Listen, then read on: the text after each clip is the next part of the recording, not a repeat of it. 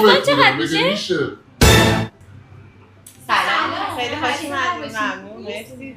تم میخواستم چه تمی؟ شاتوت بستنی میتونم بازش کنم؟ نه پلوم از پلوم که کوچیکش هم داری میخوای کوچیک برات بیارم اگه حجمش آره کوچیکاش هم بیاریم ببینم.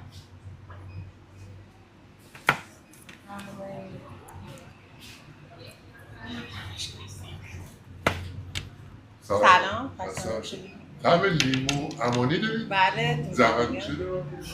میشه خودتون زحمتشو بکشید بردارید اون بر بالاست باشه من اصخایی چرا؟ یک سوالی دارم از شما. بله شما جای پاتون آهنگ گذاشتین؟ خانوم بزن یه استاپ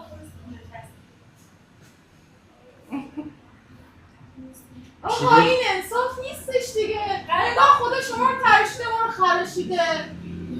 ای بابا تراشیده چیه؟ آخه اصلا حالا به ما قرد بده ماشالله به شما زبون داده چیکار چیزی؟ آخه اصلا مگه یک بار دیگه نمیشه آقا بزنم. خانم چوب چیه پامل؟ عادیه آقا عادی نیستش. چیه؟ میشه مسئولی شما سوال میانم چجیبیتی هم الان یه سرچیبی نداری؟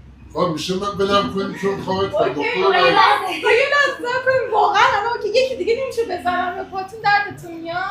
نه یه لحظه پامل از اول همین قدر داشتی یا نه با یعنی وقتی به دنیا اومدی چقدری بودی؟ 50 سال